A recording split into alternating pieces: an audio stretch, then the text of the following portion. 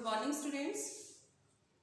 आज BSc second year के अंदर जो हमारा टॉपिक चल रहा था थर्ड पेपर फिजिकल केमिस्ट्री के अंदर फेज इक्विलिब्रियम, जिसके अंदर हमने वन कंपोनेंट सिस्टम किया था।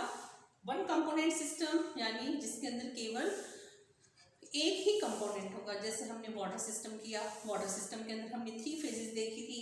कौन कौन सी फेजेस थी उसके अंदर? स्टेट्स थी, सॉलिड, लिक्विड और गैस। इसी तरह से हमने कार्बन डाइऑक्साइड सिस्टम किया जिसके अंदर वही 3 स्टेट्स थी, सॉलिड, लिक्विड और गैस। वो काफी मिलते जुलते से हैं। आज हम बात करते हैं वन कंपोनेंट सिस्टम के अंदर सल्फर सिस्टम। जैसे हमने वाटर सिस्टम के अंदर सॉलिड, लिक्विड और गैस अवस्थाएं की थी, इसमें 3 अवस्थाएं थी दोनों के अंदर, वाटर सिस्टम के अंदर और कार्बन डाइऑक्साइड सिस्टम की। लेकिन सल्फर सिस्टम के अंदर 3 की बजाय 4 स्टेट पाई जाती हैं। 4 स्टेट कौन कौन सी है? एसआर यानी सल्फर रोम्बिक यानी विषम लंबाक्ष, इसको हम कहते हैं सल्फर रोम्बिक विषम लंबाक्ष। दूसरा है एसएम यानी सल्फर मोनोक्लिनिक, मोनोक्लिनिक यानी एकंताक्ष, एकंताक्ष सल्फर। फिर हम बात करते हैं थर्ड स्टेट की, सल्फर लिक्विड द्रव सल्फर, लिक्विड एल से रिप्रेजेंट करते हैं लिक्विड, और एक इसके अंदर आती है सल्फर वेपर एसवी से। ये क्या है? Sulphur rhombic. ध्यान रखना, सल्फर रोम्बिक को हम एसआर से रिप्रेजेंट करते हैं विषम लंबाक्ष। मैं बार बार एसआर एसएम बोलूंगी तो आप एक बार इसको ध्यान रख लीजिए हिंदी इंग्लिश में, जैसे आपको इजी लगे। वैसे इंग्लिश में इजी रहेगा ये। एसएम एकंताक्ष, सल्फर मोनोक्लिनिक। ये तो आपको पता है द्रव और ये वाष्प के बारे में। ये क्या है? लिक्विड और ये है वेपर। तो 4 अवस्थाएं हैं इसकी, 4 अवस्थाएं हैं, 4 स्टेट्स हैं। कौन कौन सी? एसआर, एसएम और एसएल, एसवी यानी रोम्बिक, मोनोक्लिनिक, लिक्विड और वेपर्स। अब ये जो 3 स्टेट्स हैं, सॉरी 4 स्टेट्स हैं, इसका जो फेज डायग्राम है ये आपके पास फेज डायग्राम।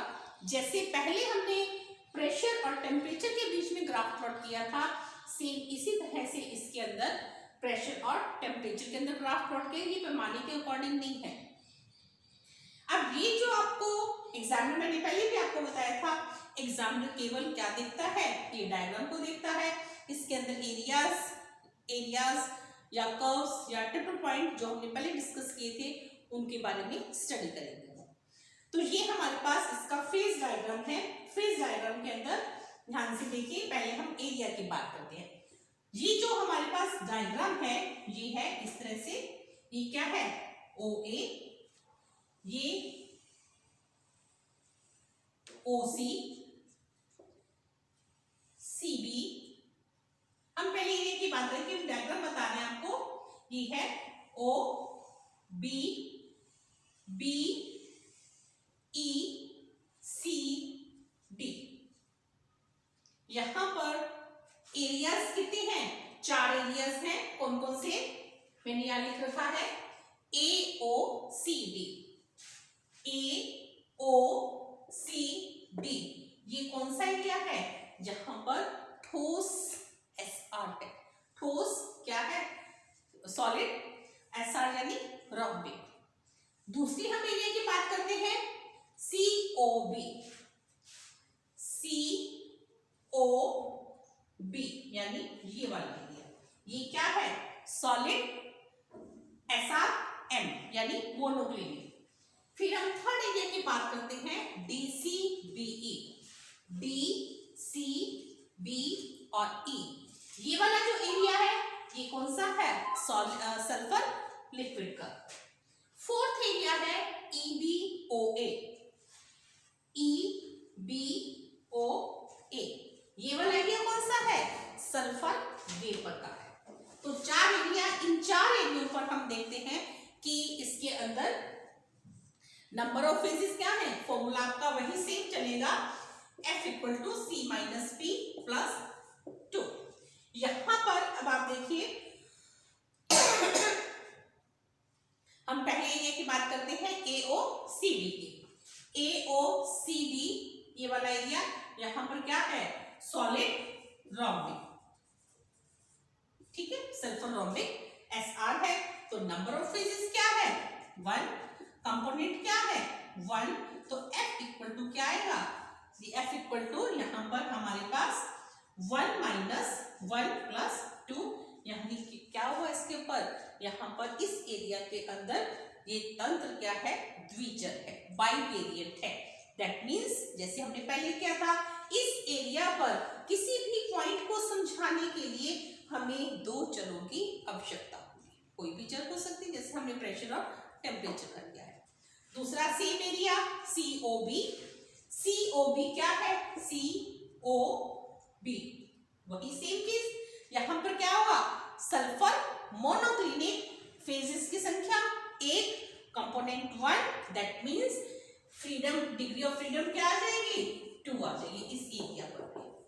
थर्ड हम बात करते हैं DCBE, DCBE सल्फर लिक्विड, वही कंपोनेंट 1, फेजेस की संख्या 1, डिग्री ऑफ फ्रीडम 2।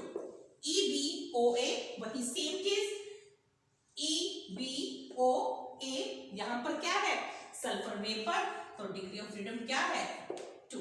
यानी एरियाज के अंदर किसी भी एरिया पर चले जाइए आप, किसी भी एरिया के अंदर डिग्री ऑफ फ्रीडम की वैल्यू क्या होगी, 2 होगी, यानी तंत्र क्या होगा, बाइवेरिएंट होगा, द्विचर होगा। अब हम बात करते हैं कर्व्स की।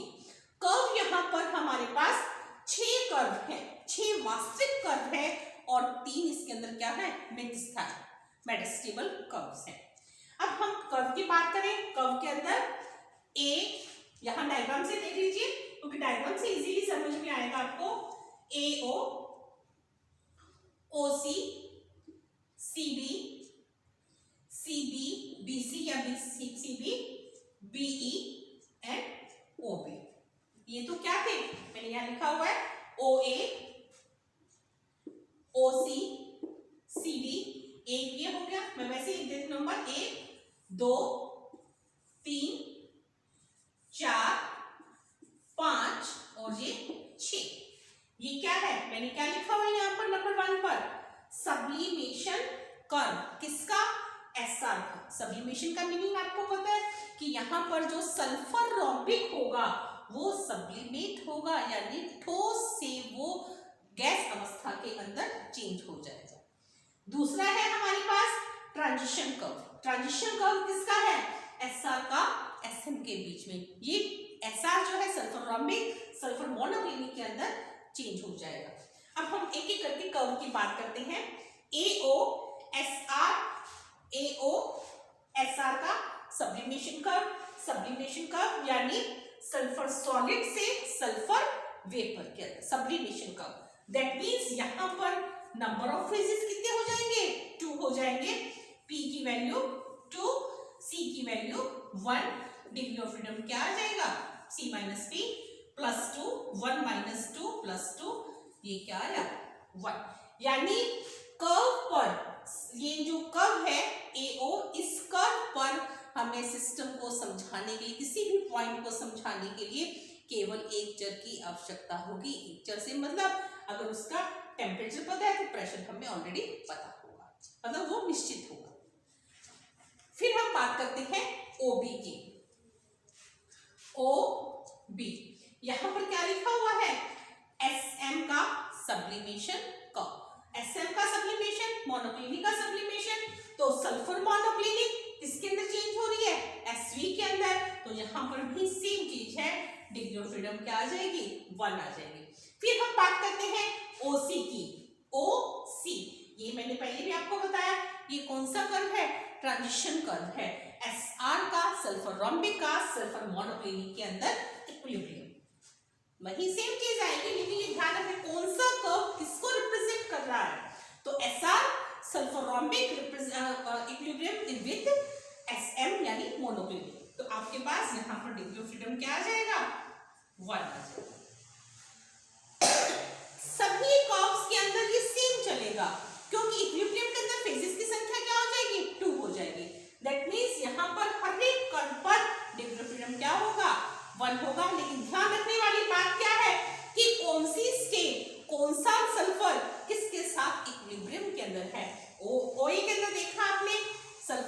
रॉम्बिक सल्फर वेपर के साथ। OB के अंदर देखा सल्फर मोनोक्लिनिक सल्फर वेपर के साथ। OC के अंदर आपने देखा ट्रांजिशन टेम्परेचर ट्रांजिशन किसके अंदर है, SR और SM के बीच में, इसको हम कहते हैं ट्रांजिशन कर्व। नेक्स्ट हम फोर्थ बात करते हैं CD की। कर्व को देखते जाइए, आपको क्लियर होता जाएगा। CD पर क्या लिखा हुआ है, फ्यूजन कर्व, किसका, SR का। SR का फ्यूजन, दैट मींस सॉलिड जो है वो किसके अंदर चेंज हो जाएगा, लिक्विड के अंदर। ये टर्म्स आपको क्लियर होनी चाहिए, तभी बता सकते हो। फ्यूजन कर्व में आप ऑलरेडी बता सकते हो कि ये किसका है, ठोस का द्रव के बीच में। तो यहाँ पर क्या है, CD SR equilibrium with sulphur liquid. तो वही सेम चीज यहाँ पर डिग्री ऑफ फ्रीडम क्या होगा, 1 होगा। इसी तरह से BC की बात करें, BC ये क्या है, SM का फ्यूजन कर्व, यानी सल्फर मोनोक्लिनिक किसके साथ इक्विलिब्रियम में होगा, लिक्विड के साथ। फ्यूजन है ठोस का द्रव के बीच में।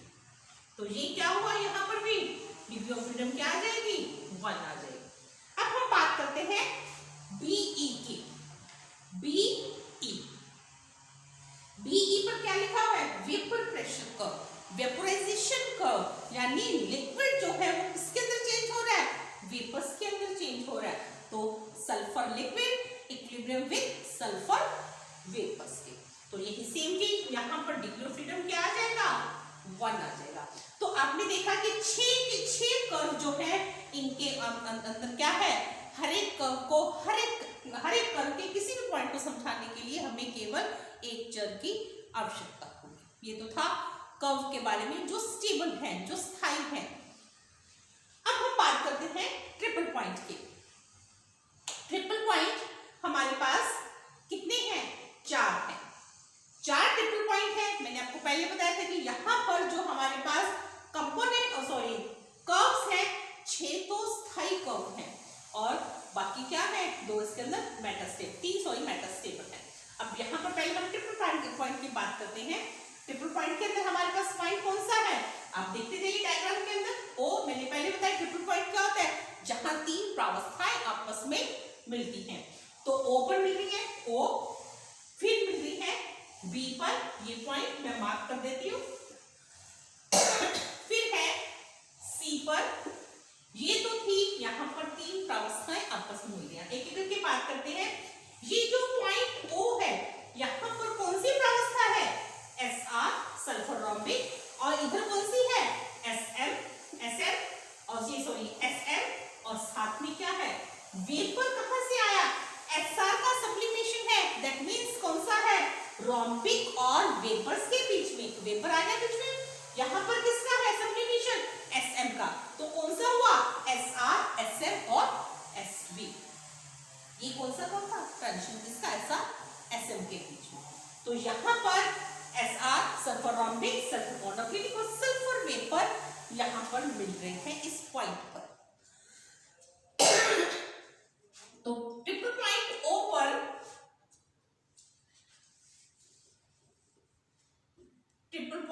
O पर नंबर ऑफ फेजेस कितने हैं, 3, और कंपोनेंट क्या है, 1, F equal to C minus P plus 2, 1 minus 3 plus 2।